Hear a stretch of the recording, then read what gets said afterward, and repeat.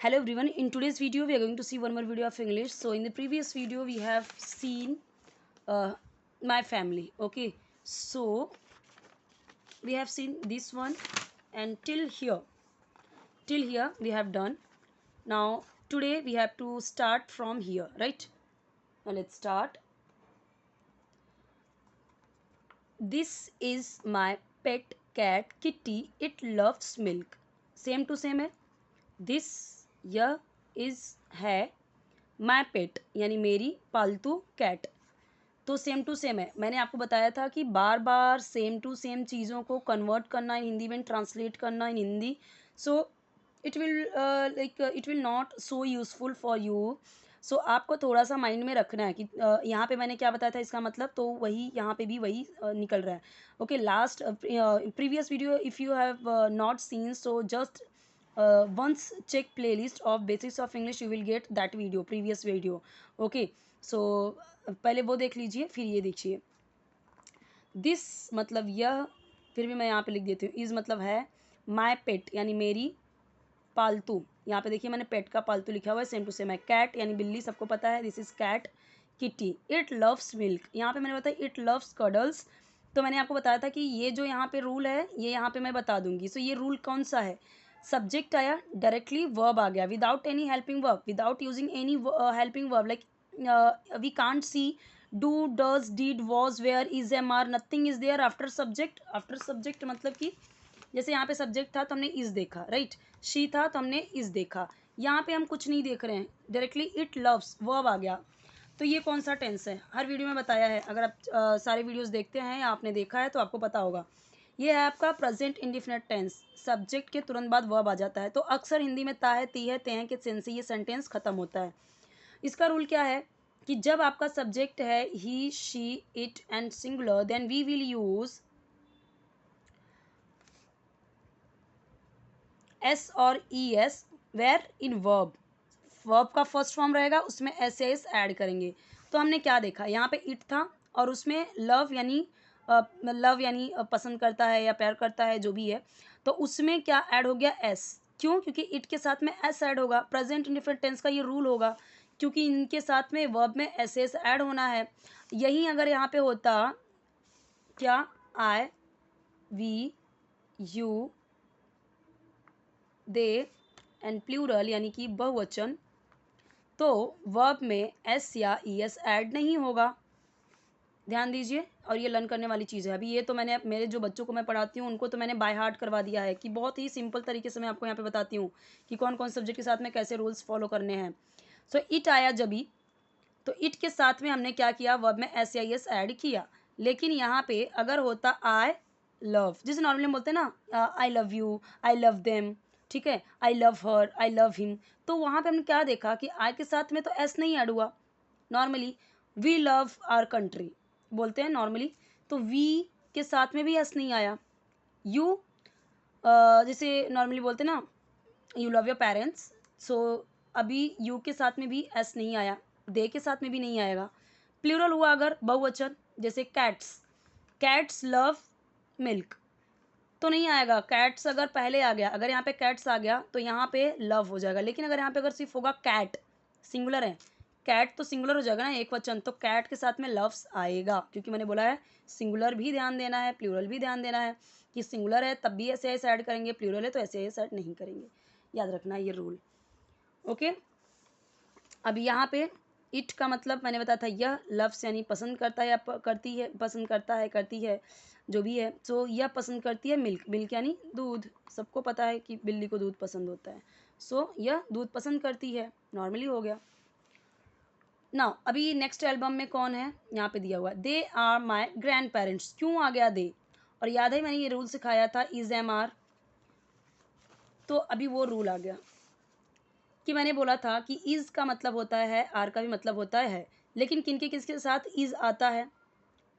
तो देखो यहाँ पे दिया हुआ है, ही, शी, इट सिंगुलर के साथ में इज़, आई के साथ में तो एम ही रहेगा ना. अभी मैं अपने बारे में बात कर रही हूँ तो मैं तो हमेशा एम ही लगाऊंगी ना. आई के साथ तो इज़ और आर आने से रहा, ठीक है. कुछ कंडीशन में अपने बारे में बता रही हूँ तो मैं तो हमेशा हमेशा आई एम ही यूज़ करूँगी. I am a teacher, I am a girl, I am very beautiful, I am very intelligent, सब कुछ मैंने क्या किया, आई के साथ में एम लगाया. ऑप्शन ही नहीं है इज़ और आर का. वी यू दे प्लूरल के साथ में आर आएगा, वी यू दे आया, दे के साथ में क्या ऐड हुआ, are. So they are my grand parents, they यानी दो लोगों की बात हो रही है, तो वे हैं मेरे ग्रैंड पेरेंट्स। दादा दादी को हम क्या बोलेंगे, ग्रैंड पेरेंट्स। पेरेंट्स जो होते हैं हमारे पेरेंट्स, पेरेंट्स यानी माता पिता, ग्रैंड पेरेंट्स यानी दादा दादी के बारे में बात कर रहे हैं, ठीक है। So they are my grand parents, they are my grand parents. My grand father Madan Mohan and my grand mother Lakshmi Devi.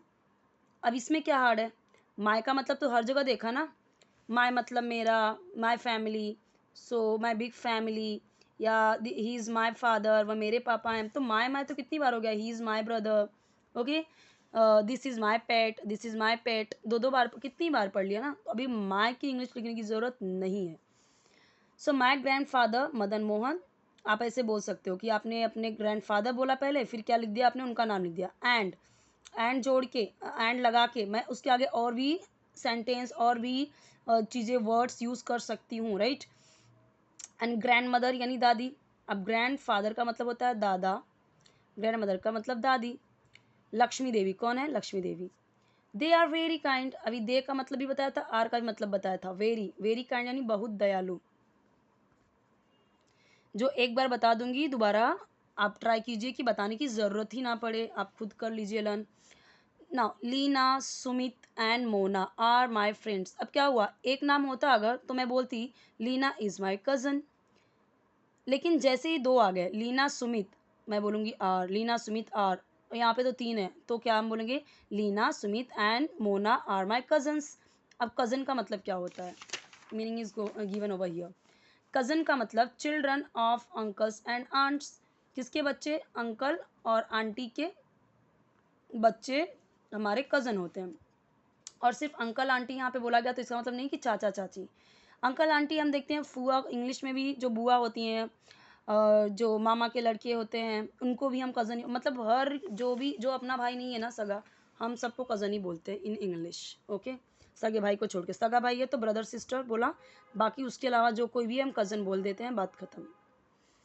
These are my uncle and aunt, अभी किसका फोटो आया, दीज यानी कि हम दो की बात कर रहे हैं। दिस होता है ना, दिस ये वाला दिस इसका प्लूरल है, दिस यानी यह, एक की बात की, लेकिन जैसे ही बोला दीज यानी दो, तो ये हैं मेरे अंकल एंड आंट, आंट यानी चाची, या ये अंकल यानी चाचा। नॉर्मली इंग्लिश में हम बुआ को भी आंट बोल देते हैं, फूफा को अंकल बोल देते हैं, मामा को अंकल बोल देते हैं, इंग्लिश में चलता है, ठीक है। लेकिन यहाँ पे नॉर्मली हम बोलते हैं अंकल अपने चाचा को, आंट अपने चाची को, like right. So these are my uncle and aunt, आप किसी को भी समझ सकते हैं यहाँ पे। अंकल रोहन, इनका नाम क्या है, uncle Rohan is a sports teacher, sports teacher जो खेल सिखाते हैं।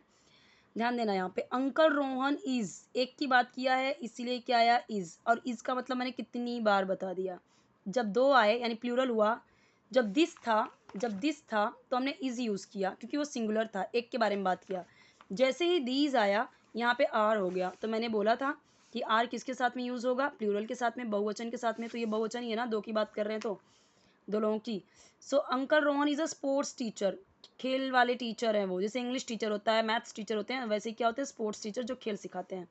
Aunt Ambar is a vet, अब वेट क्या होता है, वेट का भी meaning is given, see a doctor who treat sick और इंजर्ड एनिमल्स। इंग्लिश मीडियम के बच्चों को हम ऐसे ही सिखाते हैं, हम ऐसे नहीं सिखाते कि वेट का मतलब जो जंगली जानवर, जो जानवरों की इलाज करते हैं, जो जानवरों का इलाज करते हैं, जो पशुओं का इलाज करते हैं, हिंदी में बच्चों को नहीं सिखाते। क्या बोलेंगे, vet means a doctor who treats sick और इंजर्ड एनिमल्स, एक ऐसा डॉक्टर जो ट्रीट करता है बीमार और घायल, इंजर्ड यानी घायल एनिमल्स को, ठीक है। सो इस तरीके से अब यहाँ पे मुझे नहीं लगता कि इतनी छोटी छोटी जगहों पे हम मुझे इंग्लिश या हिंदी में ट्रांसलेट करने की ज़रूरत है। तो नॉर्मली बोल दिया, aunt Ambar is the wait, मेरी जो अंबर आंट हैं, इज़ यानी है, एक क्या, वेट, वेट यानी ऐसे जानवर की डॉक्टर। देख सकते हो अभी पिक्चर के थ्रू आप समझ सकते हो, बच्चों को ऐसे पिक्चर के थ्रू ही समझाते हैं, इंग्लिश मीडियम के बच्चों को स्पेशली। सिड, पिंकी एंड अफजल, तीन लोग आ गए, प्लूरल हो गया तो हम इज़ यूज़ करेंगे क्या? नहीं ना, आर यूज़ करेंगे ना। तो ये तीनों हैं, क्योंकि मैंने बताया था कि इज़ का भी मतलब होता है, आर का भी मतलब होता है, लेकिन इज़ यूज़ करते हैं इन जगहों पे ही, शी, इट एंड सिंगुलर यानी एक वचन में। बहुवचन में और वी, यू, दे के साथ में यूज़ करेंगे आर। तो ये बहुवचन ही हुआ ना, एक से ज़्यादा आ गया। Sid, Pinky and Afzal are my friends. Friends, कौन नहीं जानता फ्रेंड्स की स्पेलिंग आज के ज़माने में, आप बताओ। अभी ये जो सिंपल सिंपल वर्ड्स हैं, everyone knows, right? So what is the need to know? Need is framing sentence, structure of sentence, where used to subject, where verb, where helping verb, where we have to use which kind of helping verb, कैसे use करना है, these things need, okay? सो वो तरीका ही सिर्फ मैं आपको यहाँ पे बता रही हूँ छोटे बच्चों की बुक की हेल्प से। बाकी चीज़ें आपको पता है, फ्रेंड्स का मतलब पता है, आर का मतलब पता है, एंड का मतलब पता है, तो हर वर्ड लिखने की हिंदी में ज़रूरत नहीं है। नाउ वी प्ले टुगेदर, क्या आ गया? हम खेलते हैं, याद आया? सब्जेक्ट के बाद तुरंत आ गया वर्ब। तो मैंने आपको बोला था कि ये कौन सा टेंस होता है जब सब्जेक्ट के बाद तुरंत वर्ब आ जाता है। डायरेक्ट सब्जेक्ट आया without any helping of is, am, are, was, were, would, should, कुछ नहीं आया। प्ले आ गया डायरेक्टली। कौन सा टेंस है? प्रेजेंट इंडिफिनिट टेंस है। प्रेजेंट इंडिफिनिट टेंस में लास्ट में ता है, ती है, ते हैं से खत्म होता है सेंटेंस। तो प्ले का मतलब होता है खेलना, बट हम क्या बोलेंगे? हम खेलते हैं। और रूल क्या कहता है कि आई, वी, यू, दे प्लूरल के साथ में वर्ब में एस एस ऐड नहीं करेंगे। यही अगर यहाँ पे होता ही, शी, इट सिंगुलर, तो वर्ब में एस एस ऐड करते। कैसे करते हैं? She plays, he plays, it plays, Reena plays, क्योंकि रीना क्या है? सिंगुलर है। तो मैंने बोला ना सिंगुलर के साथ में भी वर्ब में एस एस ऐड होगा। तो हम खेलते हैं टुगेदर यानी एक साथ, इसका मैं हिंदी बता देती हूँ। एवरीडे, एवरीडे यानी हर दिन या हर रोज। दिस इज माई आंट, सबको पता चल गया। जैसे हमने पीछे पढ़ा था दिस इज माई पेट, वैसे ही this is my aunt. Meena, क्या नाम है इसका? मीना। एंड हर सन, और ये कौन है? उसका बेटा, सन यानी बेटा। अब बेटा का नाम क्या बता रहे हैं यहाँ पे? सागर। दे लीव, अब क्या आया? ये भी प्रेजेंट इंडिफिनिट टेंस है। कैसे? सब्जेक्ट के तुरंत बाद वर्ब आ गया विदाउट एनी हेल्पिंग वर्ब, कुछ भी नहीं है दे के बाद। Do, does, did, nothing is there. तो इसका भी रूल क्या है कि दे के साथ में वर्ब में एस एस ऐड नहीं होगा। यही रूल है, यही रूल है ना कि दे के साथ में वर्ब में एस एस ऐड नहीं होगा, इसीलिए यहाँ पे इसने दे लीव बोला। अगर आई होता तो एस होता क्या? आई लीव्स, नो, आई के साथ में भी नहीं होगा। रूल मैंने बताया हुआ था यहाँ पे, मैं बार बार नहीं लिखूंगी, उससे टाइम वेस्ट होता है। इसके लिए मैंने जो इसके पहले वाला वीडियो बनाया ना, उसकी उसी में उस क्योंकि वही वीडियो कंटिन्यू चल रहा है तो वही रूल्स फॉलो हो रहे हैं, इसके लिए मैं यही आपको शो कर रही हूँ। ठीक है ना? तो आई के साथ में एस होगा ना, वी के साथ। I leave, we leave, they leave. But अगर होता he leaves, she leaves, it leaves, कहाँ पे? इन यानी में, Goa. They live in Goa, वे गोवा में रहते हैं। खत्म होगा वो ताहे, ती है, ते हैं से, क्योंकि वो टेंस तो वही है ना, प्रेजेंट इंडिफिनिट टेंस। बस रूल क्या चेंज हो रहा है कि किसके साथ में ऐसा आना है वर्ब में, किसके साथ नहीं आना है, वो मैंने बता दिया। My aunt is a single parent. अब सिंगल पेरेंट क्या होता है?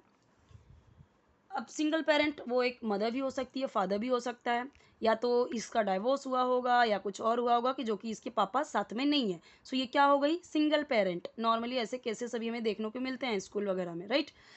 तो ये हम बोलेंगे इसको क्या? Single parent. क्या बोलेंगे इसको? सिंगल पेरेंट, यानी कि अकेली पेरेंट है वो। बोलते ना सिंगल हो या मैरिड, तो सिंगल, तो सिंगल यानी अकेला बंदा, और पेरेंट यानी, अब हम देखते हैं क्या पेरेंट्स बोलते हैं ना, जब माँ बाप की बात करते हैं तो पेरेंट्स बोलते हैं, लेकिन एक की बात किया तो पेरेंट। तो ओके, वी सेलिब्रेट, ये कौन सा टेंस है?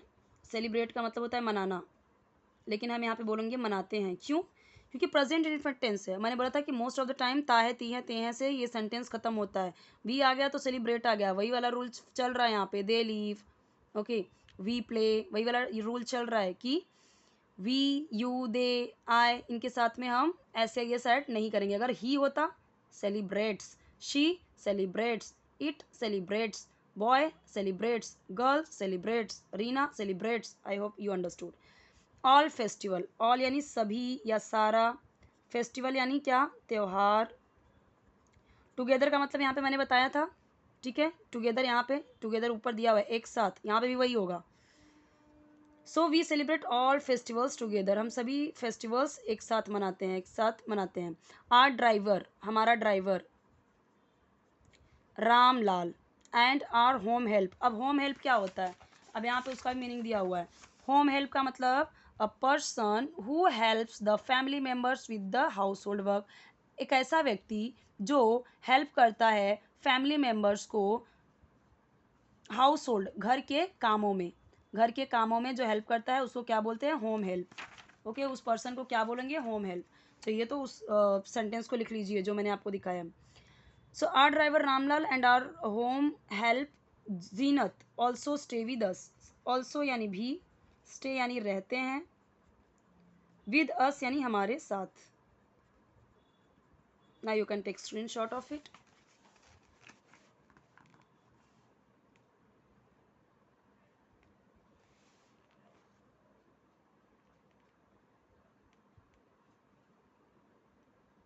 बहुत डिटेल में समझाया हुआ है, बहुत ज़्यादा इस बार मैंने लिख लिख के नहीं दिया है क्योंकि ज़रूरत नहीं है। बहुत छोटे बच्चों की फर्स्ट टर्न की बुक से है और कुछ भी है नहीं यहाँ पे, बस आपको प्रैक्टिस करनी है। इस तरीके के बहुत सारे सेंटेंसेस बनाने हैं, इसमें भी ग्रामर के रूल्स बहुत हैं, आगे समझाऊंगी आपको नेक्स्ट वीडियो में। देखिए यहाँ पे सब ग्रामर के रूल्स हैं।